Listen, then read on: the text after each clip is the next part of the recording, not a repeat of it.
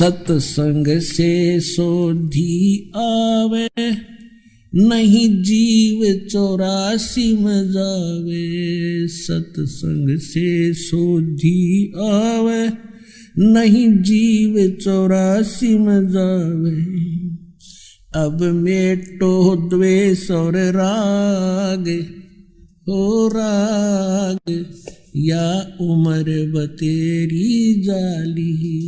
अब मेटो द्वेष और राग, हो राग या उम्र बतेरी जाली।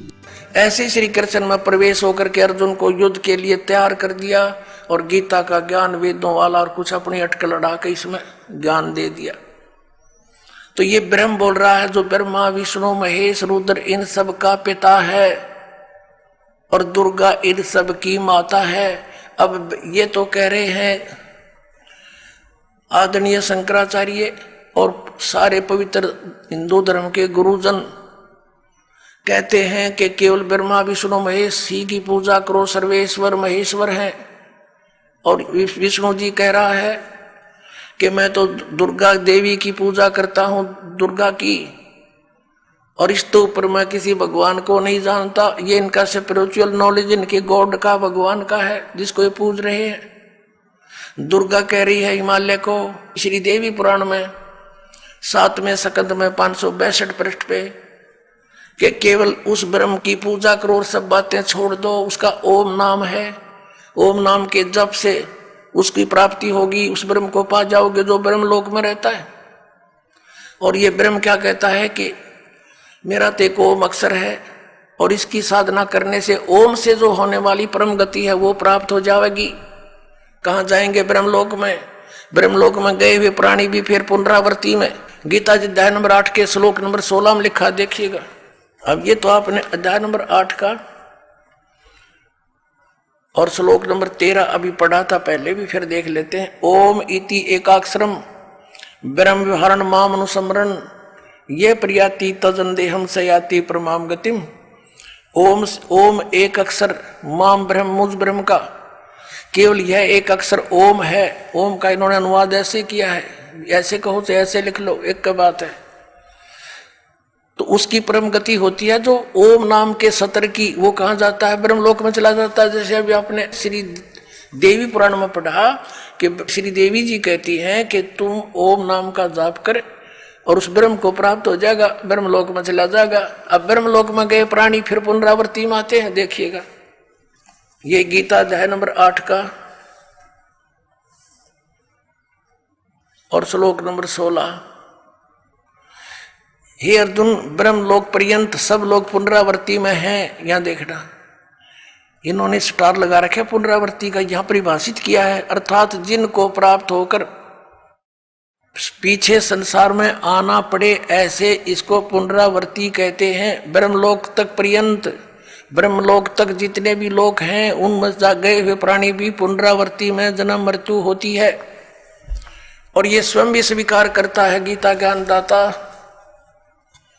कि अर्जुन तेरे और मेरे बहुत जन्म हो चुके, तू नहीं जानता मैं जानता। तो ब्रह्म इनकी पूजा करने वाला भी जन्म मृत्यु में बना रहा तो परम शांति नहीं। गीता जी अध्याय नंबर 17 के और श्लोक नंबर 23 में कहा है कि उस सच्चिदानंद ब्रह्म को पाने का किसको, जहां जाने के बाद साधक फिर लौटकर संसार में कभी नहीं आते।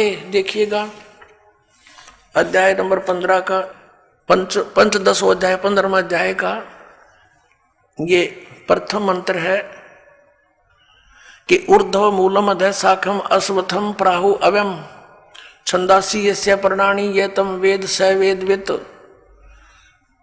अब ये क्या बताया है कि आदि पुरुष परमेश्वर मूल आले ऊपर को जड़ है वो तो पूर्ण परमात्मा है। अधः शाखम नीचे को शाखा, ये अनुवाद गलत किया है ब्रह्मा रूप मुख्य शाखा वाला। देखिएगा इस 2 नंबर श्लोक में अधः अधः 2 जगह है, इनका अनुवाद इन्होंने खुद किया है। यहां पर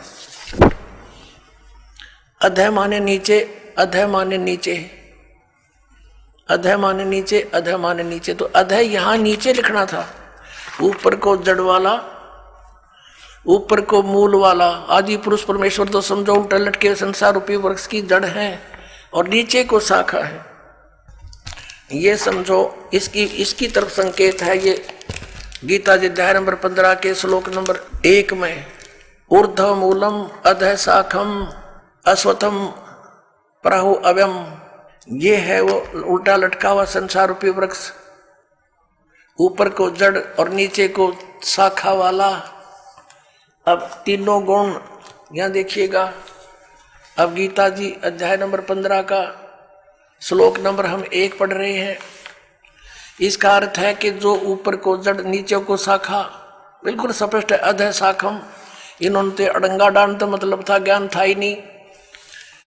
संसार रूपी पीपल के वृक्ष को अविनाशी कहते हैं। वेद जिसके पत्ते कहे गए हैं, उस संसार वृक्ष को जो पुरुष मूल सही तत्व से जानता है, स वेदवित, वह वेद के तात्पर्य को जानने वाला है, अर्थात वो तत्वदर्शी संत है। सह वेदवित तत्व से जानता है तो वह वेद के तात्पर्य को जानने वाला था, तो वो तत्वदर्शी संत है, इसका अर्थ ये। और फिर हम ज्यादा ना कहकर हम सिर्फ ये लेंगे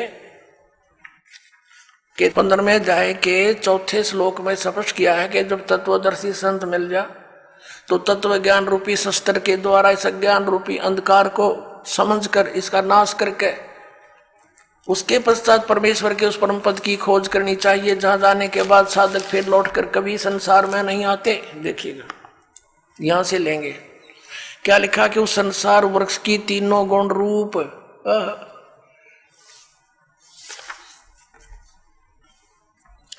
विषय पर वाला शाखा, तीनों गुण रूपता समझो उसकी विषय वासना वाली शाखा है, नीचे और ऊपर फैली हुई है। मनुष्य लोक में कर्मों के अनुसार बांधने के भी मुख्य कारण यही है, जो नीचे और ऊपर लोकों में फैली हुई है। ऊपर स्वर्ग लोक में, नीचे पाताल लोक में, पृथ्वी लोक पर ज्ञान बोला ही जा रहा है। अब ये तीनों गुण रूपी शाखा है। 3 गुण क्या है? रजगुण ब्रह्मा, सतगुण विष्णु, तमगुण शिव जी। देखिए मार्कंडेय पुराण, प्रकाशक मुद्रक हैं, गीता प्रेस गोरखपुर, गोविंद भवन कार्यालय कोलकाता का संस्थान, ये इनके फैक्स और फोन नंबर है। इसके 123 पृष्ठ पर देखिएगा, ये संक्षिप्त मार्कंडेय पुराण 122 के नीचे आएंगे, फिर साथ में इधर 23 है। अब मार्कंडेय जी बोले मुने, अब यहां जाते इसके सामने ही। इस प्रकार स्वयंभू परमात्मा की 3 अवस्थाएं हैं, रजोगुण प्रधान ब्रह्मा, तमोगुण प्रधान रुद्र, सतोगुण प्रधान विश्वपालक विष्णु है। ये ही 3 देवता हैं और ये ही 3 गुण हैं। कंसेप्ट क्लियर हुआ? समझदार को संकेत ही बहुत होता है। अब फिर पढ़िएगा इस पवित्र श्रीमद् भगवत गीता अध्याय नंबर 15 के श्लोक नंबर 1, 2 से आगे। एक तो पढ़ लिया आपने, अब 2 को देखिए। अध्याय नंबर 15 श्रीमद् भगवत गीता नंबर 2 में क्या कहा है कि इस संसार वृक्ष की तीनों गुण, रजगुण ब्रह्मा, सतगुण विष्णु, तमगुण शिव जी रूपी शाखा, परमेश्वर कबीर जी ने आकर बताया था कि जो संत संसार रूपी वृक्ष के सभी विभागों को भिन्न भिन्न बता देता है, स वेदवित, वह तत्वदर्शी संत है। कबीर परमेश्वर ने 600 वर्ष पहले कहा था, अक्षर पुरुष एक पेड़ है, निरंजन यानी क्षर पुरुष वा की डार, और तीनों देवा शाखा है, ये पात रूप संसार है। तो वो थे भगवान जो तत्वदर्शी संत की भूमिका करने आते ही आते हैं, वो ज्ञान वही समझाते हैं। तो ये बता कि तीनों गुण, रजगुण ब्रह्मा, सतगुण विष्णु, तमगुण शिव जी, ये जड़ तो पूर्ण परमात्मा स्वयं परम अक्षर ब्रह्म कबीर देव कबीर साहब हैं, ये कबीर साहब हैं। और अक्षर पुरुष ये तना है, शर पुरुष ये डार है। इसके 3 पुत्र हैं, रजगुण ब्रह्मा, सतगुण विष्णु, तमगुण शिव जी, ये शाखा है। और पात रूप ये सब यहाँ के तीनों लोकों के प्राणी हैं। अब आपके ये पवित्र श्रीमद् भगवद गीता जैसा पवित्र सदग्रंथ समझ में आवेगा। अभी तक तो इन्होंने अज्ञान बना रखा था, सब कुछ श्री कृष्ण को ही बना रखा था, यानी विष्णु जी को ही। देखिएगा अध्याय नंबर 15 का श्लोक नंबर 2 हमने पढ़ा। पढ़ रहे हैं हम। उस संसार वृक्ष की तीनों गुण, रजगुण ब्रह्मा, सदगुण विष्णु, तमगुण शिव जी, ये जल से बड़ी हुई नहीं। विषय परवाला शाखा, ये तो शाखा है, नीचे और ऊपर फैली हुई है, यानी तीन लोकों पर, पाताल लोक, पृथ्वी लोक और स्वर्ग लोक पर इन भगवानों का आधिपत्य है। एक एक गुण का एक एक विभाग के मंत्री हैं ये, और कर्मों के अनुसार बांधने वाली भी मुख्य कारण, मुख्य जड़ें, यानी ये हमें यहाँ बांधे रखती हैं, फंसाए रखते हैं, नीचे और ऊपर फैली हुई है, सभी लोकों में नहीं, ऊपर और नीचे फैली है। अब तीसरे में कह, गीता ज्ञानदाता कहता है इस संसार का स्वरूप जैसा कहा है वैसा यहाँ विचार काल में नहीं पाया जाता। अब क्या कहता है ये गीता ज्ञानदाता कि जो तेरा और मेरा डिस्कशन चल रहा है इस गीता के ज्ञान में, मैं इस पूरे ब्रह्मांडों के सारे संसार रूपी वृक्ष की यानी सभी ब्रह्मांडों की जानकारी नहीं रखता, मुझे इसके आदि और अंत का, स्थिति का कोई ज्ञान नहीं। इससे ये भी सिद्ध हो गया कि गीता ज्ञान दाता जो है ये सर्जन करता नहीं है, ब्रह्मांडों का रचने वाला नहीं है, वो कोई और भगवान है जिसने सब ब्रह्मांड रचे। देखिएगा 15वें अध्याय का 3, ये क्या कहता है कि इस संसार वृक्ष का स्वरूप जैसा कहा है वैसा यहाँ विचार काल में, तेरे मेरे डिस्कशन में, गीता जी के ज्ञान में नहीं पाया जाता, क्योंकि न इसका आदि है और न इसका अंत है, यानी मुझे इसके आदि अंत का कोई ज्ञान नहीं, गीता ज्ञानदाता कहता है, और न इसकी अच्छी प्रकार स्थिति है। इसलिए इस सुविरुद्ध मूलम, मूल कौन है? परम अक्षर ब्रह्म और ऊपर के लोक, वो तो अविनाशी हैं, शुद्ध अति दृढ़ हैं, और नीचे के अति दृढ़ मूल वाले अश्वत्थम, इस पीपल के वृक्ष को, संसार रूपी वृक्ष को, दृढ़ेन दृढ़ असंख्य शस्त्रेण, वैराग रूप नहीं, तत्व ज्ञान रूपी शस्त्र द्वारा काट कर, अर्थात उस तत्व ज्ञान से तत्वदर्शी संत मिलने के पश्चात उसको अच्छी तरह समझकर, अब चौथा 15 में जाएगा, चौथा, उसके पश्चात उस परम पद रूप परमेश्वर को भली भांति खोजना चाहिए, जिसमें गए हुए पुरुष यानी साधक फिर लौटकर संसार में नहीं आते, और जिस परमेश्वर से पुरातन संसार वृक्ष की प्रवृत्ति विस्तार को प्राप्त हुई है, अर्थात जिस परमात्मा ने सारे संसार रूपी वृक्ष की रचना की है, सारे ब्रह्मांडों की रचना की है, उसी आदि पुरुष नारायण की मैं शरण हूं, आदम पुरुषम,